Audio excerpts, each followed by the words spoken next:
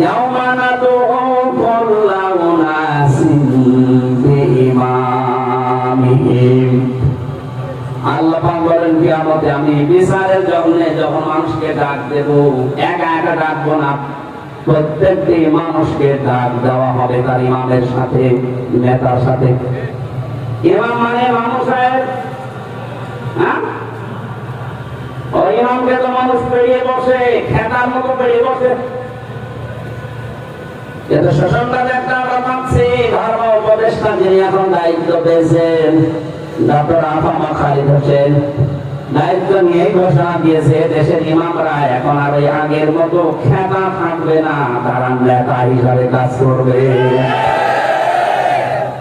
মসজিদের দায়িত্ব যদি কেউ নিতে চায় তার 5টা গুণ অর্জন করে নেওয়া লাগবে।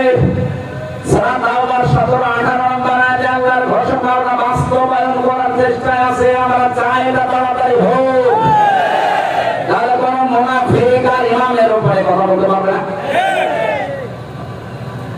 কোথায় পৌঁছেছিল দেশটা দুর্নীতিতে যে জাতীয় মসজিদের ইমাম পর্যন্ত পালিয়ে গেছে। পৃথিবীর ইতিহাসটা 850 বছর আগে শুনেছিলাম যে লক্ষণ সেন পালিয়েছে, আর তার পেতারটা একটা কিছুদিন আগে পালাইলো। এতদিনের ভেতরে কেউ পালায়নি দুনিয়া থেকে। শ্রীলঙ্কায় যারা গেছে যে এত অপমান হয়ে যায়নি। আমি আশা করছি যেটা বোঝাতে চাই আপনাকে, দুনিয়ার বিষয় হলে যে কোরআন আমি হাতে নিয়ে বলছি, শুধু দুনিয়া হলে আমি বলতাম না, এই সম্পর্কটা যেহেতু আখিরাতের সাথে, এই জন্য বলছি। কিয়ামতের প্রতিটি মানুষকে আল্লাহ ডাকবেন বিচার করার জন্য, একা একা না। প্রথম ধাপে একা একা, ওয়া কুল্লুহুম আতিহি ইয়াউমাল কিয়ামাতি ফারদা। প্রথম ধাপে ডাকবেন একা, দ্বিতীয় ধাপে আর একা না, এবার ডাকবে আপনার নেতার সাথে। মাদারীপুরবাসী বলেন তো, আপনি যাকে নেতা মানেন, এখানে কে দায়িত্বে আছে আমরা জানি না। সারা দেশের জন্য বলছি, যাদেরকে আপনি নেতা মেনে চলেন, যারা আদর্শ মতো আপনি স্লোগান দেন, ভোট দেবেন বলে আশা করে আছেন, আর ভাই ওদিকে না তাকিয়ে নিচের দিকে তাকিয়ে হবেন। আমি আপনার জন্য বলছি, যে লোকটার পেছনে আপনি থাকেন, যাকে নেতৃত্ব মানেন, যার কথা মতো চলেন, যাকে ভোট দেবেন বলে আপনি আশা করে আছেন, ওই লোকটা কিয়ামতে আপনার সামনে থাকবে, আপনি পেছনে। কি মনে হচ্ছে আপনার, ওকে দেখলে আল্লাহ কি মাফ করতে ইচ্ছে হবে? হ্যাঁ, দেখবে এখন বসে তো ধরা খাবে। আপনি যদি এখন বলেন যে না, যার পেছনে আমি আছি, একে যদি আল্লাহ কিয়ামতে আমার সামনে দেখে, এর যা সিরাত, এর যা চরিত্র, আল্লাহ আমাকে মাফ করবে না। মানে এর বড় যদি আপনি ওইভাবে থাকেন, আপনি তো খাদে পড়বেন, আমি দেখতে পাচ্ছি। আল্লাহর কসম করে বলছে আপনি ধরা খাবেন। আমি কোরআনের চোখ লাগিয়ে দেখলাম যে আপনি ধরা খাবেন, আপনি খাবেন। এটা ঠিক করবেন আজকে। যেহেতু আল্লাহ রাসূলকে মানে না, আমার বাবা হলে ওর পেছনে আমি আজকে থেকে নেই। এটা রাজনীতি। যেহেতু ধরা খাবেন, ওই দিন বলবেন হামলা এসেছিল বলে নাই, এটা বললাম। আপনি যারা ধরা না খান, এমন মানুষের পেছনে থাকবেন যাকে দেখলে আল্লাহ ভালো লাগবে। নবীজি বলেন, আল্লাহ ওয়ালা মানুষ তো ওইটা আসারে দেখলে আমার আল্লাহর কথা মনে হয়, বুঝবা ওইটা আল্লাহ ওয়ালা মানুষ। এরপর আপনি টের পান না। আমার তো নিজের চোখে দেখা বাস্তবতা, যেটা ডাক্তার শফিকুর রহমান, এই লোকটাকে দেখলে আমার কেন জানি আল্লাহর কথা মনে হয়। যে থানার ভেতরে দেখেছি 40 মিনিট 45 মিনিট 1 ঘন্টা সেজদায় পড়ে পড়ে অঝোর নয়নে কাঁদতেছে, শুধু নিজের জন্য না, জাতির জন্য। অথচ তার ছেলেরা ওই সময় জেলখানায়, বউ অসুস্থ, তার দলীয় লোকগুলো সব পালিয়ে বেড়াচ্ছে, কেউ জেলখানায় আটক আছে, কেউ গুম হয়ে আছে। এই কঠিন পরিস্থিতিতেও 40-45 ঘন্টা পর্যন্ত শুধু সেজদায় কাঁদতেছে, এত কষ্ট করার পরেও। আমরা এমন মানুষকে পেয়েছি নেতা, রাত 12টার পরে যা ঠিক মতো মাটিতে পা পড়ে না, পা পড়ে না। লাল পানি খেয়ে কলা গাছকে ধাক্কা দিয়ে বলে বড় ভাই সাইড দেন, আর কতক্ষণ দাঁড়াবো? আমি আর নিচে নামলাম না। এরপরও যদি কারো বিবেক না খোলে, আমার মনে হয় বিবেকের উপরে গোপরে পোশাক করে দিয়েছে।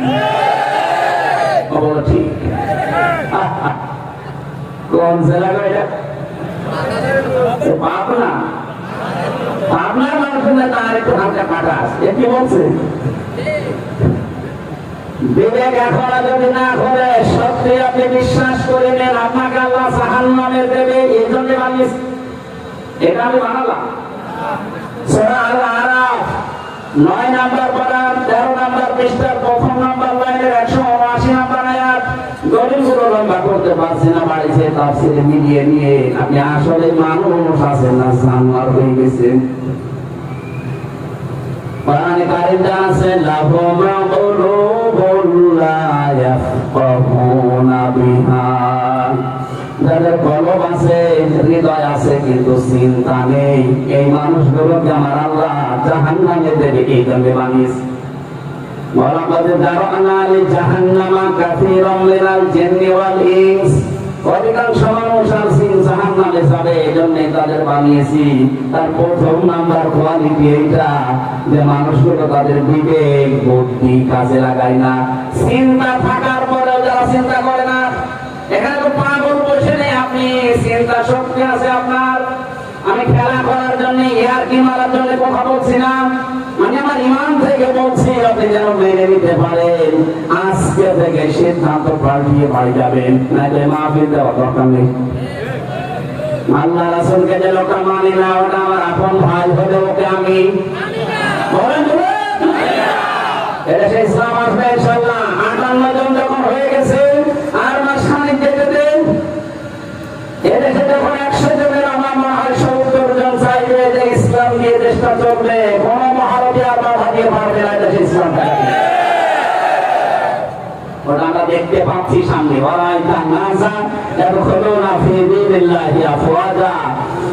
আপনি দেখবেন দলে দলে পালে পালে মানুষ ইসলামে প্রবেশ করছে।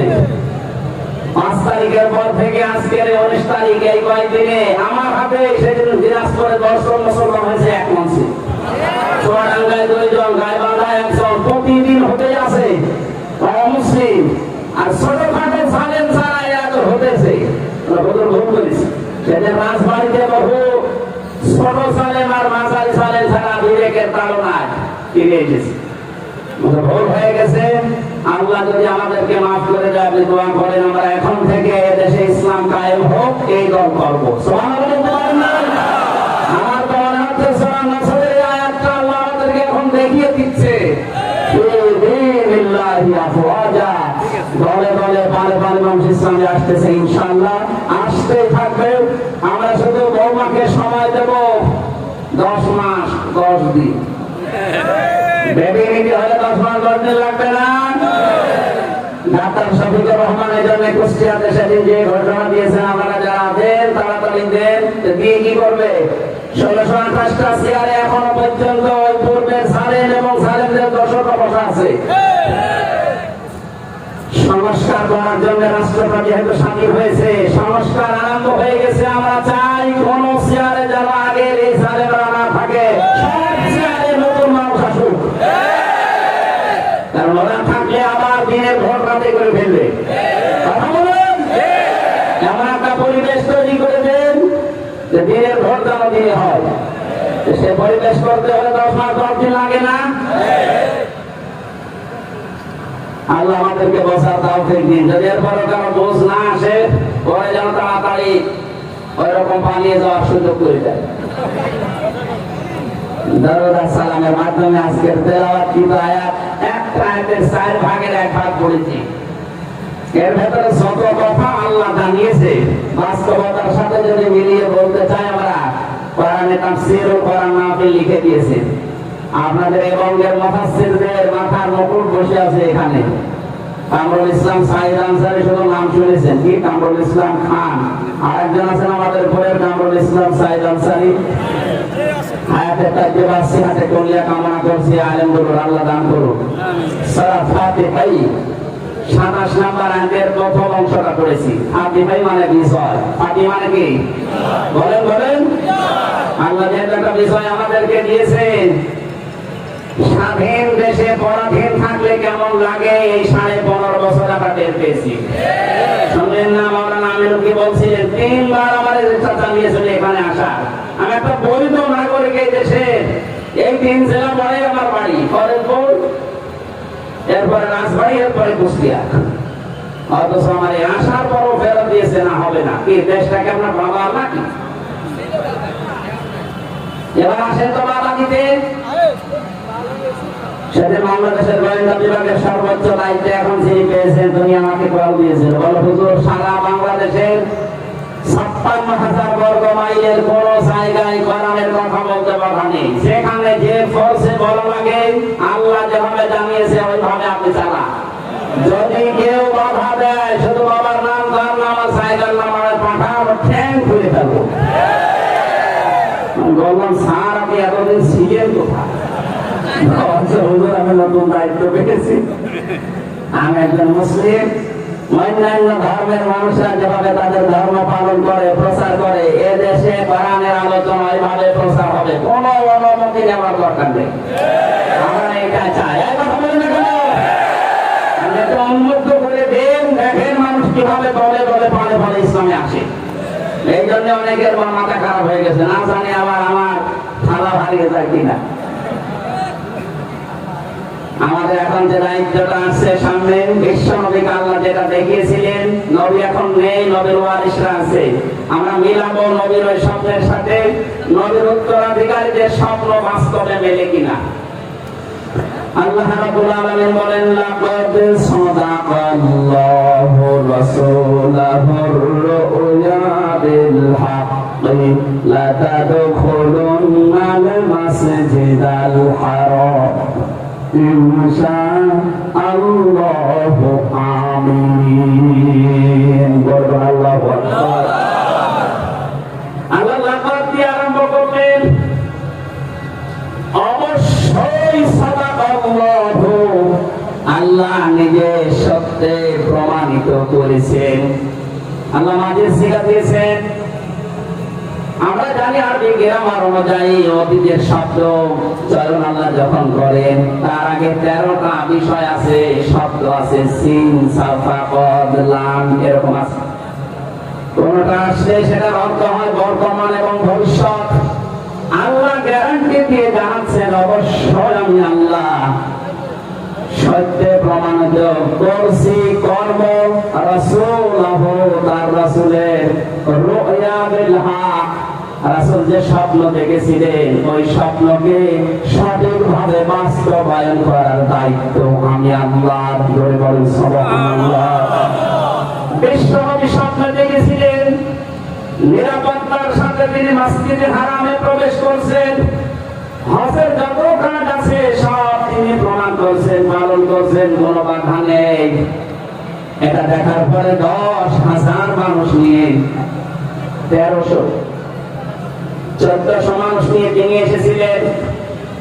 হুদায়বিয়ার যে সঙ্গের কথা আমরা সঙ্গী ওই জায়গায় এসে বাধাপ্রাপ্ত হলেন। ওরা জানিয়েছে না এবছরে তোমাদেরকে হজ করতে দেব না। হযরত উসমানকে নবীজি পাঠিয়ে দিলেন, যাও একটু মিল মাস করা যায় কিনা।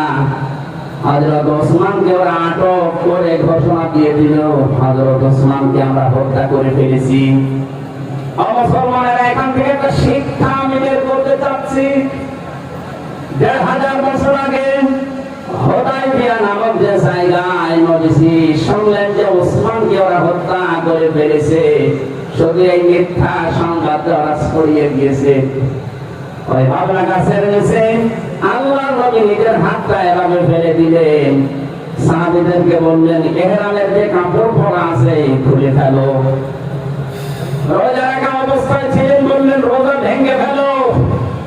খুব খেয়াল করবেন, আজ অনেকে ফতোয়া বাজে আরম্ভ করছে বিভিন্ন লাইন থেকে। তাদের জন্য বলছি যারা হজ করেছে এখানে তো অধিকাংশ আমি দেখলাম হাজি, আমরা জানি এহরাম বাঁধা অবস্থায় যদি চুল ও খসে এমনিতে আপনি ছিঁড়ে ফেলেন দম দেওয়া লাগে।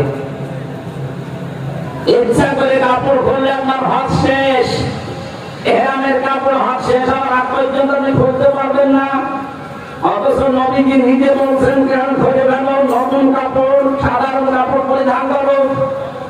অনেকে জানতেন না যে এহরামের কাপড় খুলে ফেললে হাত শেষ, জানতেন না? এখন রোজা রাখা অবস্থায় রোজা রাখবো না, পরে রেখে দেবো, আগে খাবার খেয়ে শরীরের শক্তি তৈরি করো।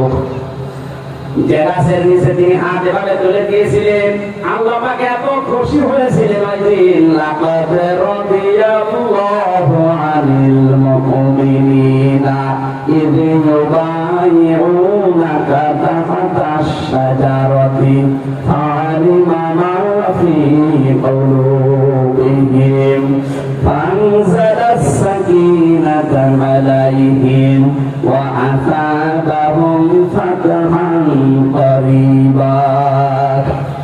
আমার তো মনে হচ্ছে যে 1000 বছর আগে না, এই আয়াতটা কেবল 5 তারিখের আগস্টে নাযিল হয়েছে। আল্লাহ বলেন অবশ্যই আমি রাজি হয়ে গেছি। এই বাবলা গাছের নিচে আপনার হাতের উপরে যারা হাত রেখে বায়াত নিচ্ছে, নবীজি বললেন ওরা উসমানকে আটক করে হত্যা করেছে, উসমান হত্যার বদলা না নিয়ে আমরা মদিনায় ফেরত যাব না। আপনি ঘটনা শোনার পরে সুবহানাল্লাহ আলহামদুলিল্লাহ আল্লাহু আকবার বলে শেষ করে দেবেন না, আমি এটার জন্য বলছি না, এটা এর কাছে থেকে পড়েছি যে শিক্ষাটা এইটা শোনাতে চাচ্ছি। নবীজি যখন হাত দিয়েছিলেন বললেন আমার হাতের উপর আজকে যারা হাত দিলেন প্রত্যেকের উপরে আল্লাহ রাজি হয়ে গেছে। আমরা আজ বায়াত নেওয়ার জন্য 48,000 পীর এই দেশে বায়াত নিতে যায়। কিসের বায়াত নেন আপনি?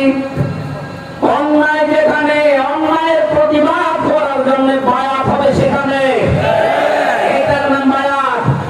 আর বায়াত নেছে যে যা করছে করুক, লা ইলাহা ইল্লাল্লাহ, কাউকে কিছু বলবো না, বায়াত দিচ্ছে। নবীজি বায়াত দিলেন, ওরা উসমানকে হত্যা করেছে, একজন নিরপরাধ মানুষকে মেরে ফেলেছে, এটা আমি আর সহ্য করব না। ফরজ হজবাদ, ফরজ রোজাবাদ পরে করে দেব, আগে হত্যার প্রতিশোধ নিয়ে বাড়ি যাব। এদেশে যখন দিনের পরে দিন একটা একটা করে মানুষ হত্যা হওয়া আরম্ভ হয়েছিল 5 তারিখের আগে, আপনারা গোপন বিষয় জানেন না, 4 তারিখ রাতে এই দেশের বৈষম্য বিরোধী ছাত্র আন্দোলনে যারা আছে 1000-এর উপরে তারা রাতের বেলা সিদ্ধান্ত নিয়েছিল সকাল আসতে আসতে যদি জালেম বিদায় করতে না পারি বাড়ি ফেরত যাব না। 1000 বছর আগে হুদায়বিয়ার সন্ধির মতো যারা সাহাবায়ে কেরামের মতো যারা সঠিক অটল সিদ্ধান্ত নিয়েছে, আমার আল্লাহ মনে হচ্ছে তাদের উপরে রাজি হয়ে সবাইকে শাহাদাতের মর্যাদা দিয়ে দিয়েছে। শহীদ আবু সাঈদ সাহেব, ইয়ামের রায়হান মুগ্ধ সহ যত মানুষ শহীদ হয়েছে 5 তারিখের আগ পর্যন্ত, আপনি বাস্তবতা টের পান না, মনে করেন এমনি স্বাধীন হয়ে গেল না। নবীজির হাতে যারা হাত দিয়েছিল 1399 জনের একজনকে ওরা যেহেতু হত্যার কথা বলেছে উসমানকে, নবীকে নিজের আরেকটা হাত উপরে দিয়ে বললেন এটা উসমানের হাত, কারণ আজকে এখানে যারা হাত দিয়েছে অন্যায়ের প্রতিবাদ করার জন্য সবার উপরে আমার আল্লাহ রাজি হয়ে গেছে। আমার তো মনে হচ্ছিল সূরা ফাতিহার 18 নম্বর আয়াত পড়ার পর 1000 বছর আগে বাবলা গাছের নিচে হুদায়বিয়ার এই জায়গাতে আল্লাহ যেভাবে খুশি হয়ে আয়াত নাযিল করেছিলেন, 2024 সালের আগস্ট মাসের 5 তারিখে 1000 মর্দে মুজাহিদ যারা এদেশে মানুষ হত্যা বন্ধ করার জন্য, বৈষম্য দূর করার জন্য বাড়ি থেকে বিদায় নিয়ে সিদ্ধান্ত নিয়েছিল যে জীবন দেব, বাড়ি আর যাব না, আল্লাহ তাদের উপর খুশি হয়ে স্বাধীন করে দিয়েছে। আল্লাহ পাক বলেন রাসূলুহুর রুয়া বিল হক, রাসূলের স্বপ্নকে আমি বাস্তব দেখিয়েছি। সাহাবায়ে কেরাম তখন বললেন, হে নবী আপনি কি বলেন যে আপনার স্বপ্ন নাকি সত্য? এখন তো আমাদের হজ না করে ফেরত যাওয়া লাগছে, আল্লাহর নবী শুনিয়েছিলেন সাহাবীরা সময় দাও অপেক্ষা করো, আল্লাহ এটা বাস্তবে রূপ দেবে। আল্লাহ দেয়নি, কথা বলে না কেন? আজ আমাদের সিদ্ধান্ত নেওয়া লাগবে, 1 মাস কয়েকদিন পরে এদেশে যদি আর কোন মানুষ বিনা কারণে হত্যা হয়, বিনা কারণে কাউকে মেরে ফেলা হয়, আল্লামা সাইদির তৃতীয় সন্তান মাসুদ সাইদি কাল যে ঘোষণা দিয়েছে, আমার বাবাকে ওরা চিকিৎসার নামে পরিকল্পিতভাবে হত্যা করেছে। আন্তর্জাতিক অপরাধ ট্রাইব্যুনালে মামলা দিয়েছে 113টার উপরে। আন্তর্জাতিক প্রসিকিউটর যারা আন্তর্জাতিক আদালতে মামলা করে, তারা এখন ঘোষণা দিচ্ছে এদেশে সালেম সিনি বিদায় নিয়েছে, তাকে যদি মিথ্যা কিছু না দিয়ে সত্যের উপর বিচার করা যায়, তাহলে 100 বার তার ফাঁসি দেওয়া যাবে। ওরা উসমানকে হত্যা করে যদি একটা সিদ্ধান্ত নিতে পারে, এ হত্যার বদলা না নিয়ে বাড়ি যাব না, ওরা ভয়ে উসমানকে ছেড়ে দিয়েছে। আজ 1000 বছর পরে বাংলার 18 কোটি মানুষ যদি এই সিদ্ধান্ত নিতে পারে, যার কেউ যদি হত্যা হয় বিনা কারণে, কাউকে আমরা ছেড়ে দেব না, এদেশে অবৈধ হত্যা এমনি কি আমাদের আগে বন্ধ হয়ে যাবে।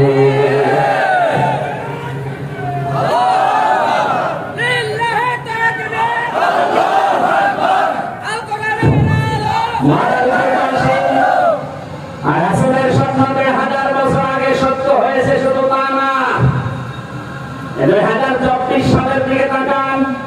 নবীজি এখন নেই, নবীজির নায়েব আছে, উত্তরাধিকারী আছে, নায়েবে রাসূল ওলামায়ে কেরাম আছে। তারা যে স্বপ্ন দেখেছিল আমরা তো দেখতে পাচ্ছি, সবগুলো একটার পরে একটা কার্যকর হয়ে যাচ্ছে। কোরআনের বাকি স্বপ্ন দেখেছিল এদেশে জালেমরা ইঁদুরের গর্ত পাবে না, ঠিক নাই? আলেমদের বিরুদ্ধে সবচেয়ে বেশি ঘৃণিত অবস্থায় ছিল এই কালামানিক।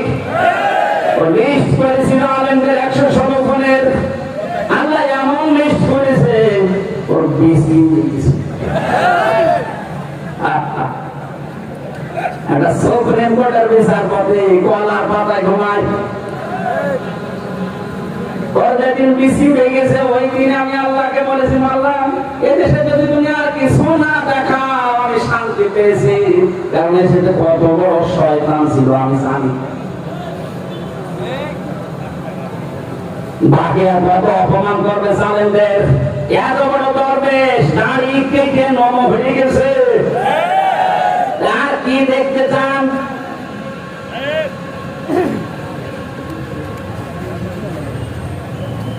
উনি বলেছিল শুধু নাড়া দেওয়া হবে দেশে, দিল্লি গিয়ে মরবে, ওনার যে স্বপ্ন আজ দেখলাম, ঠিক আমরা একটু নাড়া দিয়েছি, ঠিক দিল্লি গিয়ে পড়েছে।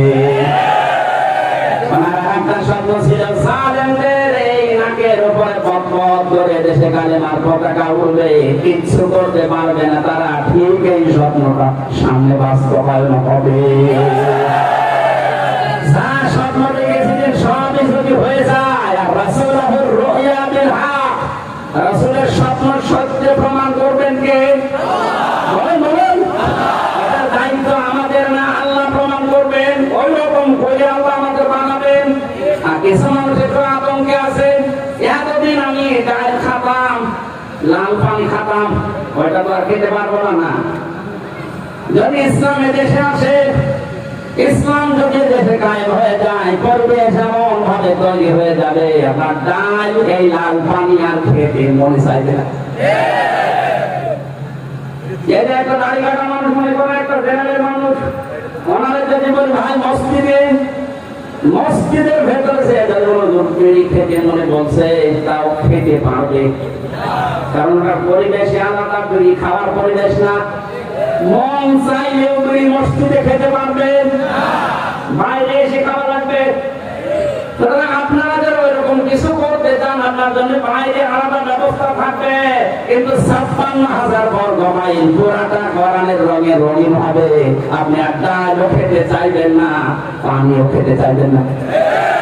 ওই পরিবেশ আসবে, জান্নাতি পরিবেশ তৈরি হয়ে গেলে আপনার মন মানসিকতা আল্লাহ ওইরকম জান্নাতি পরিবেশের মতো তৈরি করে দেবে। তখন আর বিড়ি ডাল বাবা কিচ্ছু আপনার কাছে মনে চাইবে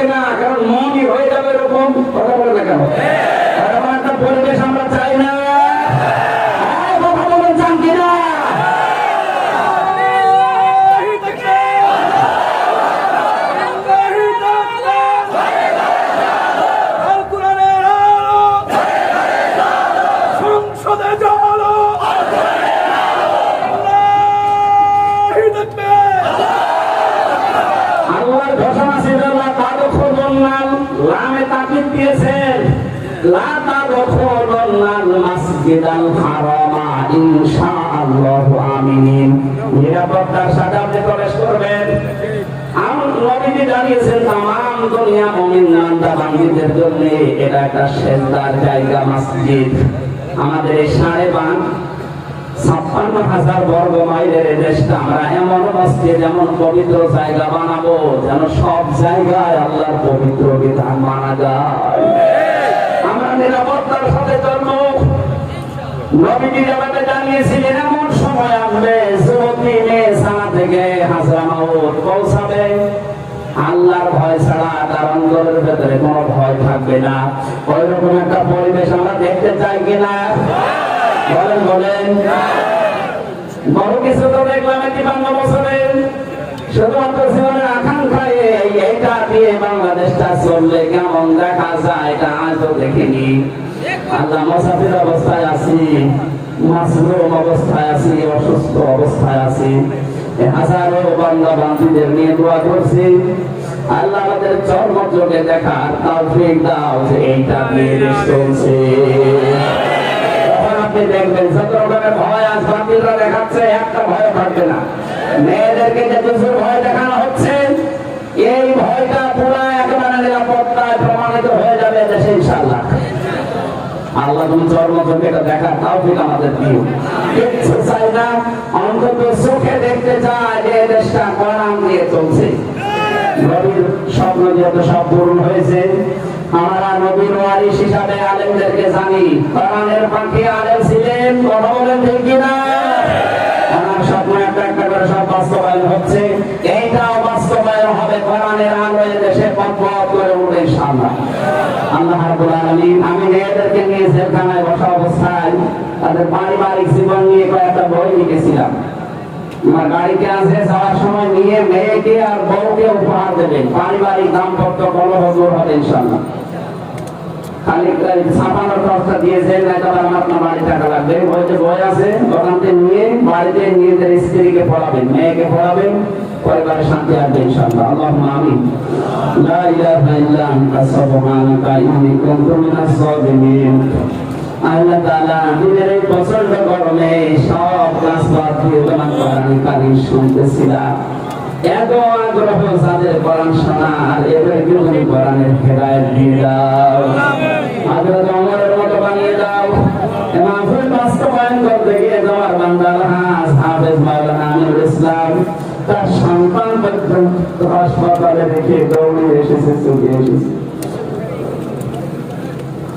আলেমদের এবং মুসল্লিদের উপরে তার এত ভরসা, এদের দোয়া তুমি নাকি ফেরত দেবে না। তার সন্তানটাকে তুমি শেফায়ে কামেলা আজেলা দিয়ে দাও। রব্বুল আলামিন, বড় আশা তোমার কোরআন দিয়ে দেশটা চললে কেমন দেখা যায় তা দেখার। তুমি জীবনে যদি কিছু করো না করো, এই মোনাজাতটা কবুল করো। তার মধ্যে যেন দেখতে পারি দেশটা তোমার কোরআন দিয়ে চলছে। কত আলেম এখানে বসে আছেন। মাওলানা কামরুল ইসলাম সাইদ আনসারী, মাওলানা কামরুল ইসলাম খান, হারুনুর রশিদ সহ, মামুনুল আব্দুল্লাহ মামুন সহ যত আলেম এখানে বসে আছেন, আল্লাহ আলেমদের হায়াতের কাজে বাসিয়াতে কল্যাণ দিয়ে দাও। মা বোনদের জন্য আলাদা করে কিছু বলতে পারলাম না, তুমি তাদেরকে আয়েশার মতো, খাদিজার মতো চরিত্র দিয়ে দাও। তাদের ঈমান আমল বাড়িয়ে দাও। স্বামী সংসারে তাদের অশান্তি আছে, আল্লাহ তুমি শান্তি দাও। আমাদের দেশটাকে তুমি কোরআনে কারিমের রং দিয়ে পাল্টিয়ে দাও।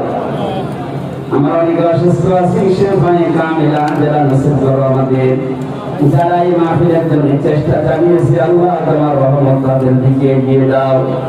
এলাকায় যত মানুষ কবরে আছে, কোরআনের ইজ্জত মাফ করে দাও। জানি না কার কাফনের কাপড় এই কালগিরি বাজারে, সাহেব রামপুর বাজারে এসে পড়ে আছে। রব্বুল আলামিন, এই সাদা কাপড় শরীরে লাগানোর আগে তোমার ওই কালেমাটা যেন একবার হলেও বলতে পারি, লা ইলাহা ইল্লাল্লাহু মুহাম্মাদুর রাসূলুল্লাহ।